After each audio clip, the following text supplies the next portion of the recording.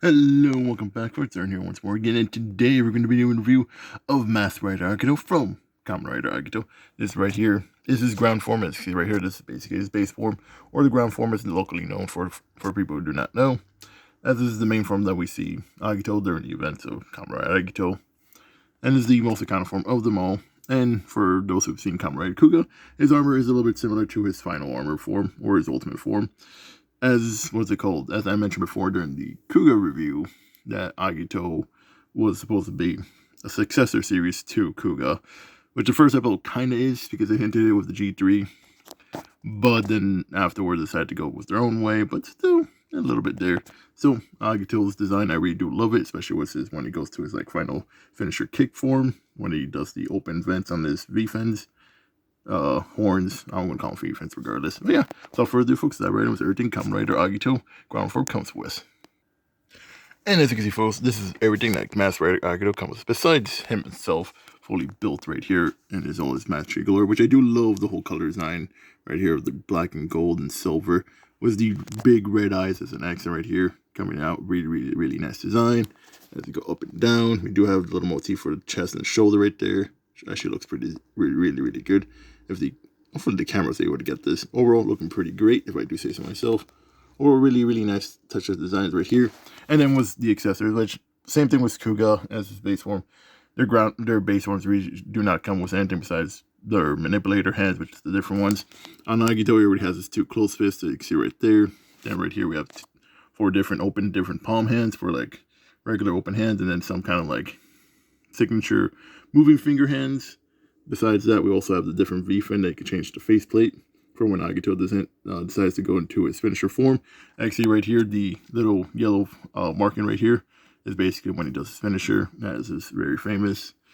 Along with some extra stuff too for the stand right here, which Agito does come with a stand, which I actually do kind of like. It's actually a really different stand than what you usually see with the Gunpla stuff. I actually kind of like the stand right here. Plus, it also comes with a little different attachment point. Basically, you can attach on there so you can do the poses with your Kamen Riders. Yeah, and from there, that's actually pretty much everything that comes to accessories. Now let's go with articulation. Now we're starting off with articulation. Let's do a first look over with the Masked Rider Agito first. You can see right here with the face. Oh, let's actually remove the back side because actually we can't see the whole thing. Starting off with Agito himself. This is basically his base face we'll see right here. Or really looking nice, if I do say so myself. Really do love the shininess design of this character right here. Do love the design of the belt right here with customization. Whenever I get my chance again, the other variations of Agito, you'll see the difference with the belt actually changing over time with the transformations. When it goes into flame form, trinity form, burning form, and shining form, which we'll see later. Which I will do eventually one day. The whole Kamen Rider Agito armor transformation I did with Kuga. Overall looking pretty great. Same thing with the backside. Overall backside's actually pretty nicely detailed, I say so myself. Overall pretty good. If the camera decides to ever focus. Overall not bad at all. And like I said before, now let's start with the articulation for this. Which like on all basic Kamen Riders, they have a ball joint right there. So back and forth, up and right, left and right, no problem at all. Overall pretty good. Arms on our ball joints, so they're actually able to go pretty far, which I actually like. And unlike with Gunpla, most of the Kamen Riders' armor shoulders are actually able to move on their own, which gives them a lot of free movement, which is what we want, so they can allow their riders to basically do really nice poses. And since they're on ball joints, what's called, they spin around no problem at all. And like I said before, they are on like double ball joints, which you can adjust to make them move kind of like that. Not bad at all. And with like all arms or hands, they're all ball joints, so spin around. Bob and we use a little twistle right there. Overall, not bad at all. Going off his torso, and these guys usually have ab joint, ball joints, so left and right, back and forth. Overall, not bad at all. This is what we want with our Kamen Riders. Really good movement. Legs. Actually, right here, he's able to do the split. What you want with our Kamen Riders? Really nice split. Legs able to go all the way up. All the way mostly to the back. Actually, we technically do kind of do the side, kind of with a lot of the figures we tend to do. He's able to do a side leg, not fully back because the butt flat, but side leg. What's it called? Legs able to bend that much right there.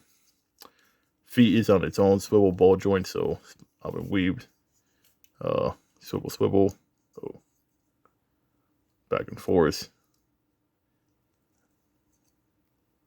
But yeah, overall, how bad was their articulation? Oh, gotta move. Be careful on that one because it's on its little ball joint. You gotta adjust it to where it's gonna be at that way. Gotta be able to do the ball joint back and forth. So just be careful with it because it is on the stick ball joint thing, but it's still pretty good for these model kits. Overall articulation is pretty good. But we want with our Kamen Riders. Good articulation, that way we can do like different poses that we want it for. Yeah. And now we're on to size comparison, folks. Starting off with the review that we did a couple days ago with Kamen Rider Kuga right here. As well, some basically around the same size. It was around like 6 inches. Usually their figure standards like 5.5, 6 inches right here most of the time. Though comparing to both, I think Agito might be a little bit taller because of his horns. And that depends when we go to like second form, final formation. Going from Kuga, we go with my entry grade Kamen Rider Saber right here, who will be a little bit much more taller just for the fact of the matter that Saber's horns, V-fins are taking a little bit taller, but overall still pretty nice. Going from there, we got some SH figure arts, which I still haven't got some of my other ones, but here's my Mask Rider 2, who's a little bit much more smaller since sometimes SH figure arts are going to be a little bit smaller, as SH figure arts usually range between the 5 and 5.5 inches, and that usually depends on the characters. And then from another of the Tosca series, my White Dino Ranger, who is a little bit more shorter, even though he is more, since a lot of times a lot of the toy figures tend to be around 6 inches. This one's probably around there. Maybe not. A lot of the figure arts might be a little bit slightly bigger. And we have some other ones too, which might be a little bit much more bigger. Right here is my Halo Spartan Palmer, who is actually a little bit much more taller, since Spartans and all that. I forget what toy brand this is. I know it's probably McFarlane, it's probably not McFarlane. It's been a while. Actually, going from McFarlane figures, if we're going to be honest. I was going to do a review of this eventually, but we'll do this for right now. We have my Sisters of Battle McFarlane figure, which she is very big. And I was going to do a review of this Sisters of Battle figure. I actually might do one, hopefully one of these days. And then last but not least,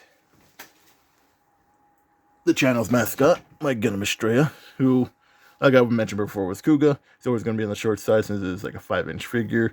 Because I've mentioned before, a lot of the Gundam 00 ones, or at least more the XS style ones, are tending to get a little bit short. But yeah, overall, not bad at all. And with that, folks, out of the way, this right here is the review for the Masked Rider Agito. Overall, pretty nice model kit. When it comes to accessories, not that much. It only comes with the multiple hand manipulators. The basically little symbol right there for when he does his final finisher.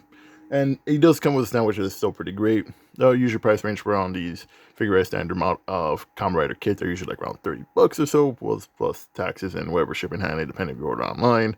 Overall, not bad model kit, if I do say so myself. What's it called? Overall, design-wise, I really do love it. It's one of my favorites.